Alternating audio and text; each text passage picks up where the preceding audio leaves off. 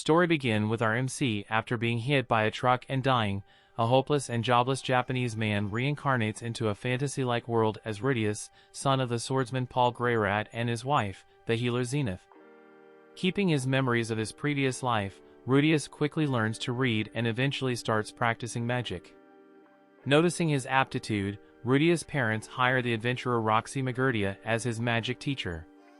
Roxy has some doubts at first about tutoring him due to his tender age until she witnesses his unique ability to cast magic instantly and realizes his potential. As the Greyrat family gives a welcome party to Roxy, Rudius vows to work hard to improve himself and make proper use of the second chance he was given to have a happy end. Rudius reminisces about his past life, when he was expelled from home and was hit by the truck that killed him while attempting to save some teenagers. He spends the next months training in magic with Roxy until the day of his 5-year-old birthday party, when Roxy declares that she has nothing more to teach him and will hold his graduation exam. The next day, Rudius leaves his home for the first time accompanied by Roxy. He gets distressed over his past trauma, when he was severely bullied by his classmates in school that led to him become recluse, but he ends up overcoming it once realizing how Roxy blended well with the villagers, despite all the prejudice she usually suffers due to her foreign traits. In the exam, Rudius manages to summon a massive thunderstorm and Roxy declares that he passed. Roxy then departs to continue her journey and Rudius thanks her for everything she has done for him. After losing his fear of leaving his home thanks to Roxy, Rudius starts playing outdoors by himself until he rescues a half-elf child called Sylph from a group of bullies. Sylph becomes friends with Rudius and starts learning magic from him. 6 months later, Rudius brings Sylph home during a storm and after taking away her clothes by force so that they can have a bath, he discovers that she is actually a girl and her full name is Sylphiette. Despite Rudius apologizes to Sylphiette, she starts avoiding him, much to his chagrin. Sometime later, Sylphiette approaches Rudius and the two make up, with Rudius determined to cherish the first true friend he has made in his new life. The Greyrat family is at joy when they learn that Zenith is pregnant again, but their happiness is cut short when their maid Lilia reveals that she is also pregnant after having an affair with Paul. To protect Lilia from Zenith's wrath, Rudius convinces his mother to forgive her by having Paul take all the blame for the incident, despite realizing that she was the one who seduced him, which earns him Lilia's gratitude and loyalty. Zenith and Lilia give birth to 2 girls, called Norn and Aisha respectively, and Rudius considers leaving to study at the Ronoa Magic Academy after receiving a letter from Roxy, but Sylphiette does not want to part ways with him and he decides to look for a job to pay for their tuition. However, certain that Rudius' attachment to Sylphiette is hindering his growth, his parents decide to separate them by entrusting their son to an old friend of the family, the beast woman Ghislaine, who leaves the village with him. As Ghislaine takes Rudius away, he reads a letter from Paul explaining that he found a tutoring job for him to pay for his and Sylphiette's studies, but certain that his attachment to Sylphiette is hindering his development, Paul forbids him from returning home or meeting her for the next 5 years. In the city of Roa, Rudius meets his employer, Philip Boreas Greyrat, who is also the mayor and his father's cousin, and is tasked to teach Philip's daughter Eris. However, once Rudius is introduced to Eris, she acts hostile towards him. Certain that Eris will not listen to him at all, Rudius comes with a plan to earn her trust by faking their kidnapping with her father's consent. Rudius and Eris are captured and after earning her cooperation, he uses his powers to escape their captors with her. Back in Roa, Rudius discovers that their kidnapping was not fake and one of Philip's servants is working with the kidnappers. Rudius fights the bandits to protect Eris until Ghislaine comes to their rescue, killing them and arresting the servant. Once they return home, Eris accepts Rudius as her tutor and he begins living in her house. Philip thanks Rudius for protecting Eris and warns him to not reveal to anyone his connections with the Greyrat family or he may be targeted again. Since then, Ghislaine teaches swordsmanship to Eris and Rudius, while Rudius teaches magic, literacy, and math to both. However, Eris usually skips classes out of boredom and Rudius decides to give her 1 day off per week to encourage her. While taking a stroll in the city, Eris attempts to buy Rudius an expensive book, but he refuses, claiming that she can't give presents to others without her own money and suggests her father to give her an allowance. With her allowance, Eris presents Rudius with a vial he was previously interested in, which puts him in a pinch, as he is in fear of revealing to her and Gilsane that it is in fact an aphrodisiac. With the approaching date of Eris' 10th birthday party, Rudius allows her dance teacher to take some time from his schedule to have her improve, while he makes use of the extra time to learn other languages. Despite that, Eris barely improves her dancing and considers giving up, but Rudius encourages her to continue and starts helping with her lessons. As Rudius improves on his foreign language skills with Gilsane and Roxy's help, Eris barely improves her dancing at all, and on the day of the party, she fails to dance with another noble.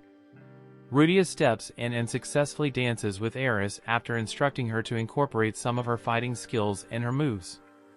After the party, Rudius meets Eris' grandfather Soros, who sees a strange ball of light in the sky and fears it could be an ominous sign.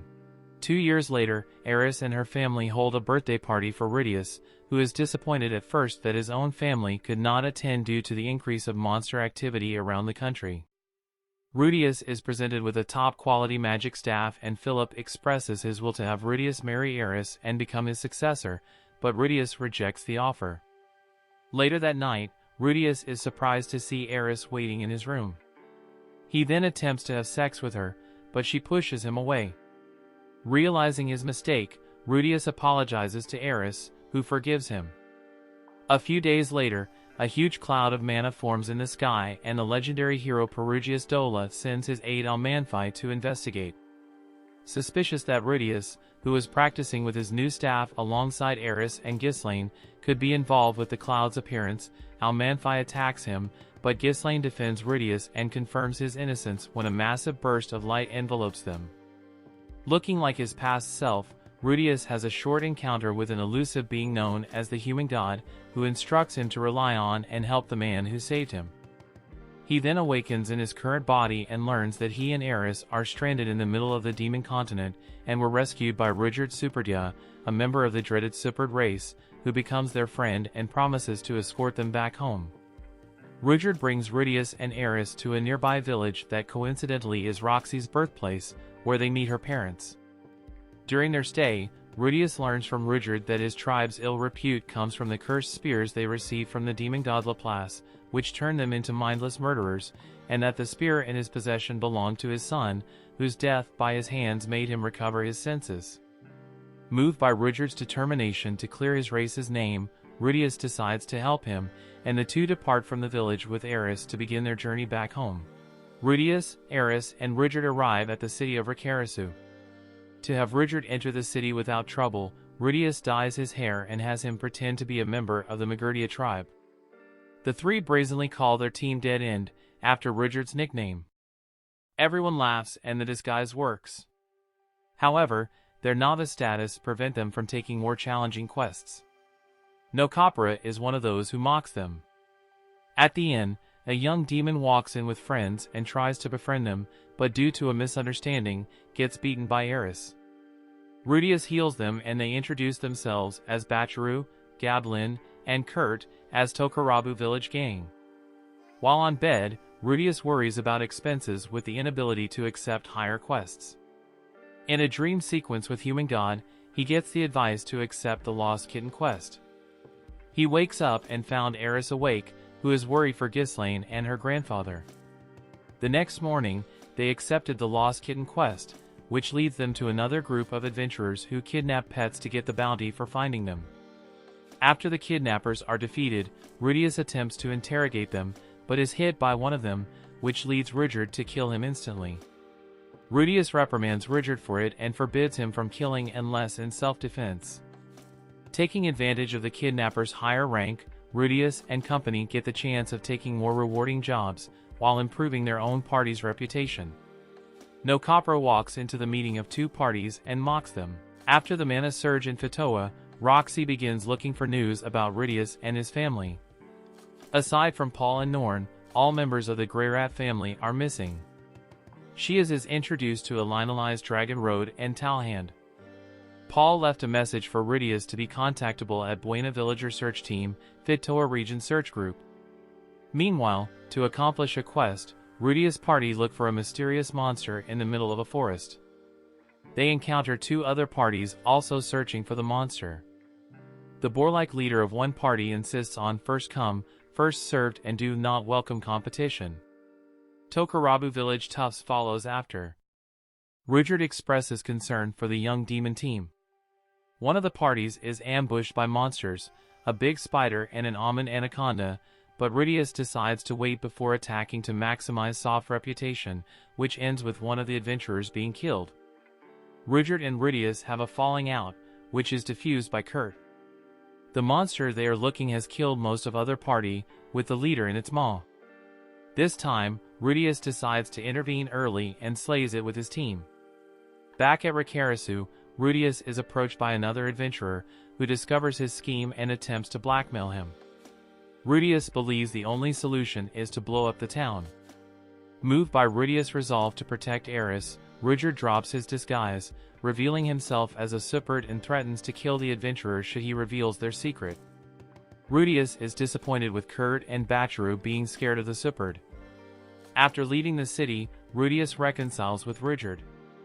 The next morning, they find Rudyard with a shaved head.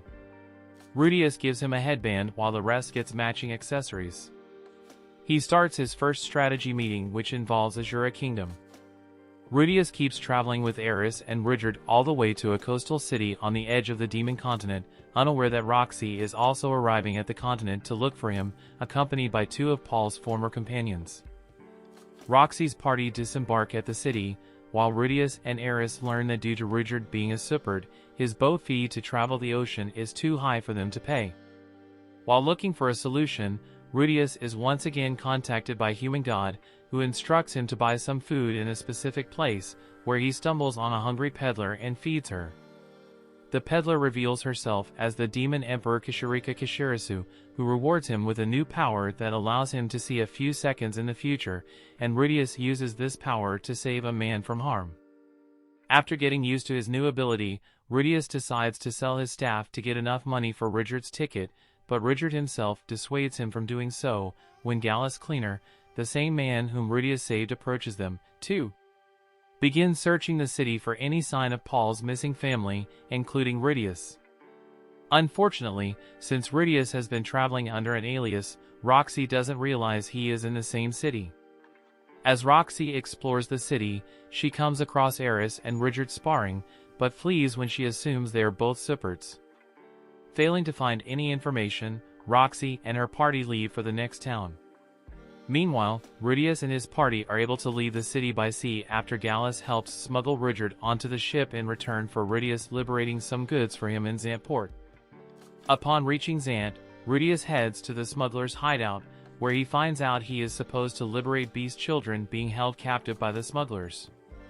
Rudyard kills all the smugglers and escorts the children to safety, while Rudius stays behind to free a magical dog. However, he is ambushed and captured by a pair of beastmen who are also looking to save the children and their sacred beast.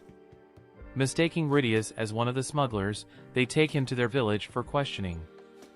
Rudius is imprisoned in Doldia village, later joined by another human prisoner, a rogue named Geese. A few days later, the village is attacked by the smugglers seeking to kidnap beast children, and both Rudius and Geese break free and help the villagers. Together, they defeat all enemies except for Gallus, who reveals himself as the head of the smuggling ring who deceived him in order to use Rudyard as a distraction to lure the village's warriors away. Gallus overpowers Guise and kills two of his men. Realizing that Gallus is too strong to deal with alone, Rudius considers letting him escape until the sacred beast arrives to help, and all parties defeat him together. After the battle, Rudius reunites with Eris and Rudyard, who explain that they were delayed due to helping the Doldians wipe out the rest of the smuggling ring. The villagers apologize for falsely accusing Rudius and thanking him for his help. Back at Fitoa, Eris' grandfather is blamed for the situation at the city after the Mana Surge, stripped of his position and executed before the king.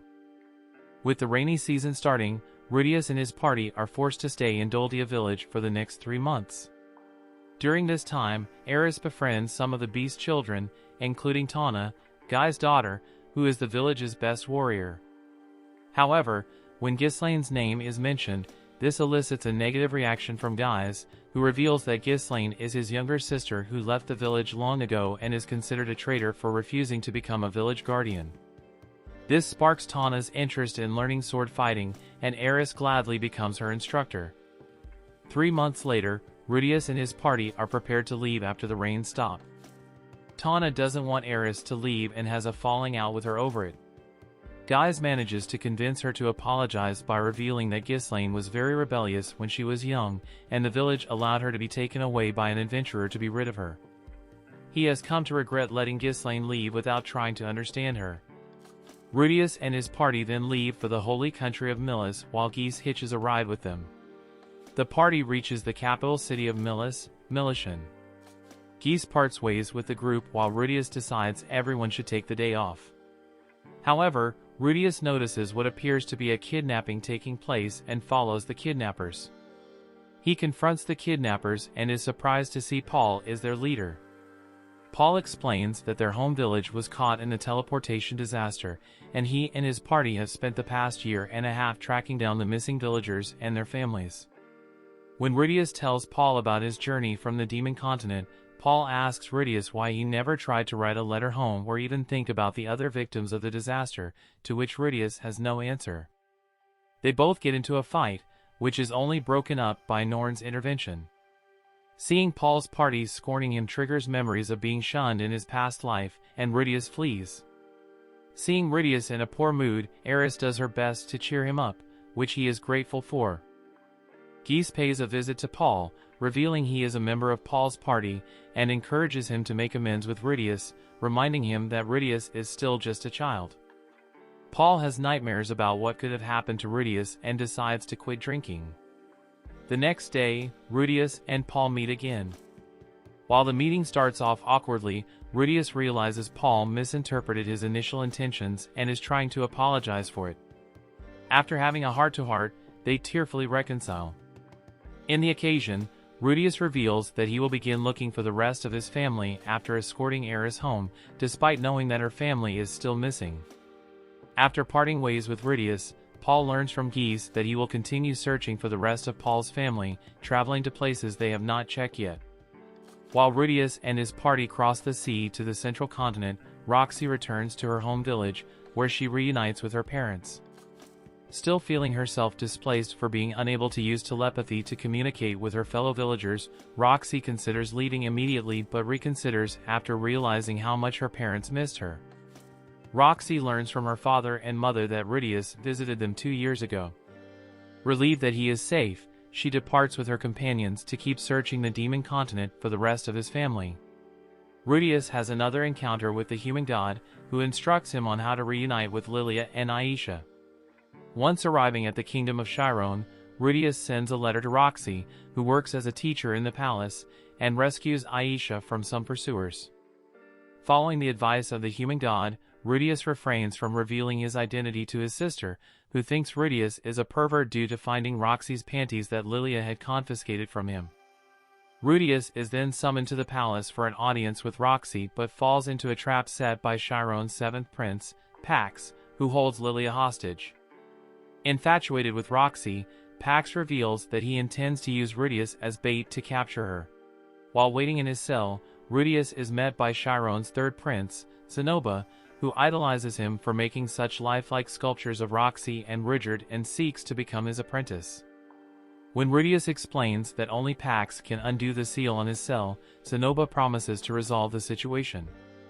Meanwhile, Pax's guards smuggle Richard, Eris, and Aisha into the palace in return for rescuing their families, who are being held hostage by Pax. Zenoba then captures Pax, with Aisha revealing that Zenoba is a blessed child born with superhuman strength and known as the Decapitator Prince. Zenoba coerces Pax into freeing Rudius while Pax's guards refuse to help the moment they hear their families are safe. Afterward, Lilia and Aisha are arranged to be sent home, and Lilia returns Roxy's panties to Rudius and gives him a necklace Sylphiette made for his 10th birthday. Rudius then gives his forehead protector to Aisha as a keepsake.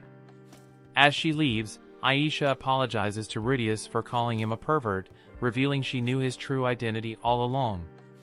Meanwhile, Pax and Zenoba are exiled from the Chiron kingdom due to the scandal under the guise of studying abroad.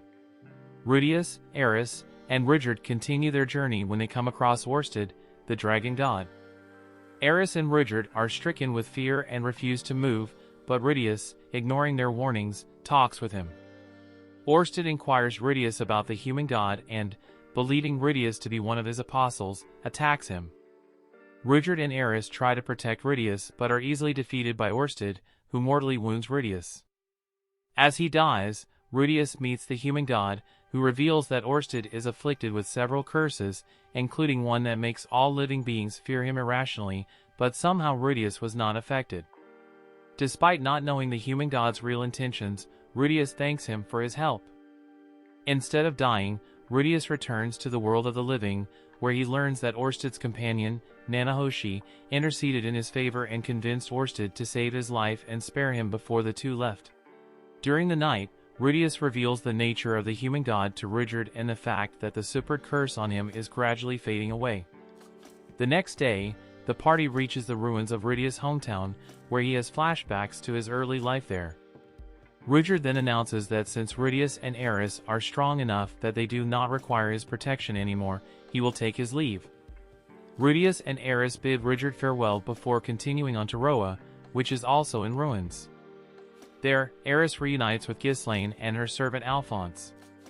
However, Alphonse reveals that Eris' parents were both killed as a result of the teleportation incident while the king executed her grandfather. Alphonse also explains that another branch of the Greyrat family led by Lord Paimon has offered to allow Eris to marry into them to preserve the family line, though Ghislaine is against it. Rudius later finds confirmation that Sylphiette was not found dead, but her location remains unknown to him. That night, Eris enters Rudius' tent and has him. The next morning, however, Rudius wakes up to find that Eris has left with Ghislaine to an unknown location, which leaves him distraught and confused. Rudius falls into a state of depression and begins having flashbacks to his old life, where severe bullying at school traumatized him into becoming a social recluse. Meanwhile, Eris has left on her own journey with Ghislaine so that she can grow strong enough to fight Orsted and protect Rudius.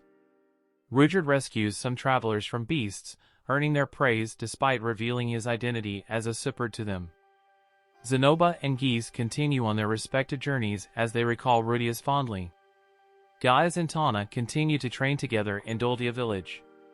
Roxy encounters Kishirika and helps pay her enormous bar tab. In gratitude, Kishirika uses her demon eyes to locate the whereabouts of Rudius' family, revealing Aisha and Lilia have safely reunited with Paul and Norn, while Zenith is located in the labyrinth city of Rapan on the Bigarret continent. Roxy and her party immediately make preparations to leave for the Bigarret continent to rescue her. Rudius is still depressed, but after having a dream about Zenith, he remembers he still has a duty to find her and overcomes his insecurities to continue his journey. Elsewhere, Sylphiette, who is alive and now has white hair, tries to convince an unknown group to recruit Rudius into their ranks.